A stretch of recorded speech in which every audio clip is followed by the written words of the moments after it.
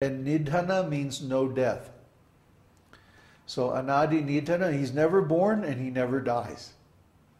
You see? If you learn this Vishnu Sahasranam, then you will know so much about God.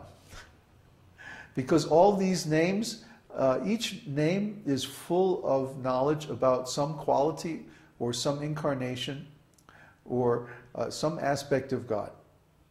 So anyone who chants this 1,000 names of Vishnu, they become a very enlightened, very advanced devotee. That's why we recommend 1,000 names of Vishnu, especially for people who want material advancement. Or if you have a material problem to solve. Because you will solve your material problem, and in the process you'll also get a great education about God. And the nature of Sanskrit mantras is such that even if you don't understand the meaning of the words, by chanting it you will get the message. You'll get the knowledge that it's giving. So we recommend that you chant this Vishnu Sahasranam daily if possible, or at least hear it and read along. You can download the recording and the text from our website, follow along, and gradually get to understand this Sanskrit. And you'll see, if you just take one verse a day and go through it carefully and then chant or hear the whole thing, gradually you'll become expert in the science of God. You'll know more than anybody, any of those TV preachers or any of those guys writing books, you know, New Agers or even so-called Hindu preachers, you know, because everything is there. The whole science of God is there in the Vishnu Sahasranam.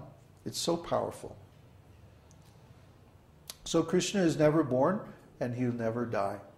He says that right in the 2nd chapter of Bhagavad Gita. Never was there a time when I did not exist, nor you, nor all these kings, nor in the future shall we ever cease to be. The soul is undying, eternal, primeval, indestructible. There's no death.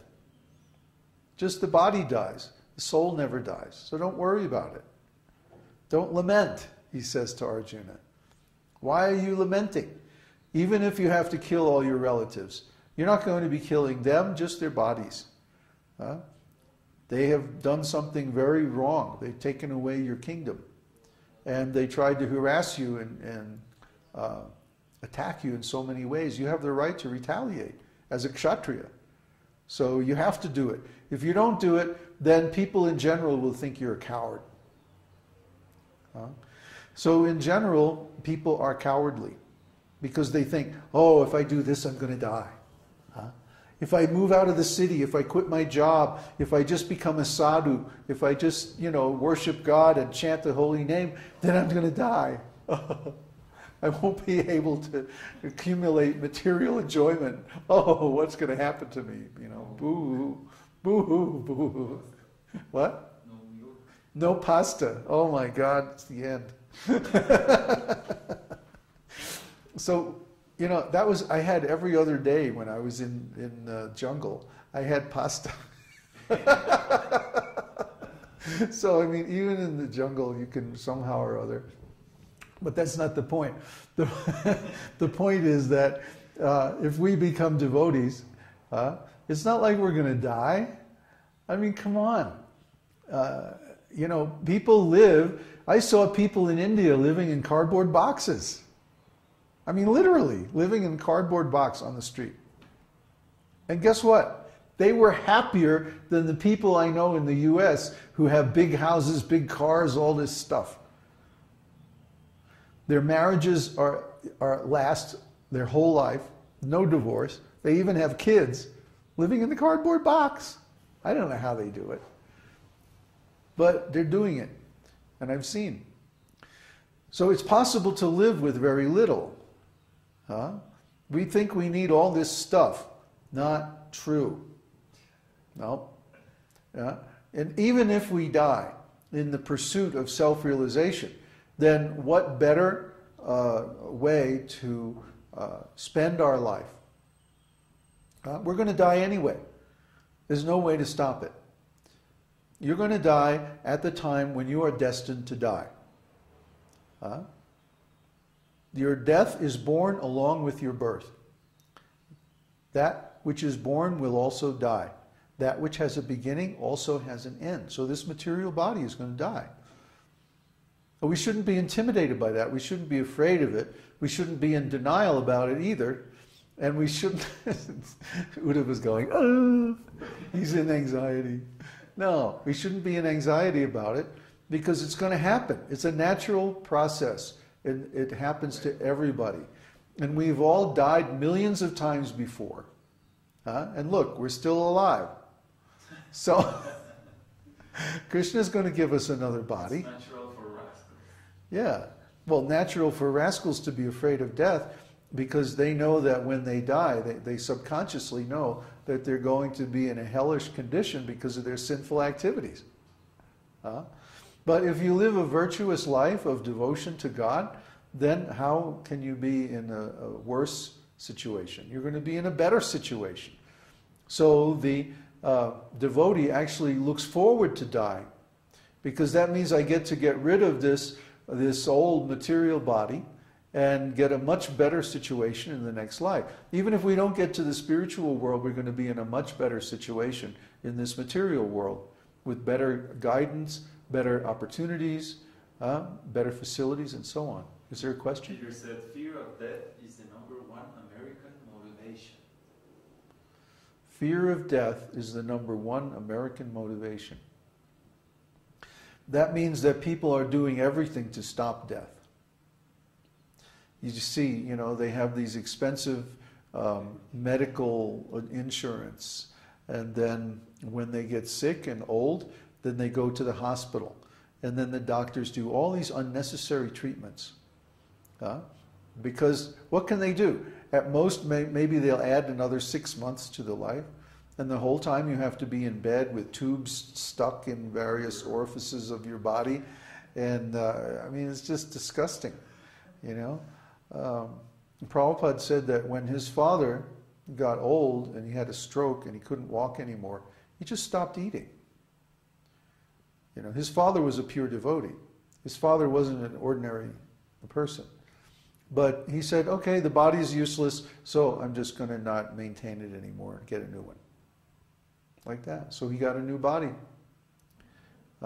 The Native Americans used to do this. You see, the Native Americans, excuse me, the Plains Indians especially, had what they call burial platforms. Well, that's a misnomer. They weren't burial platforms. They were dying platforms. They would, when they got old, their friends would take them to a beautiful sacred spot because the Indians were always moving. So when someone got old and sick, they couldn't travel anymore. Basically, that was it. So they built them a nice platform up off the ground so the coyotes and other animals wouldn't get them. And they just sat up there. They gave them some water and some food, and that was it. Bye. Everybody took off, and they would just stay there until they left their body, and praying and all like that. So that was what they did. That's how they left this world, deliberately, when the appropriate time came. They weren't afraid of death.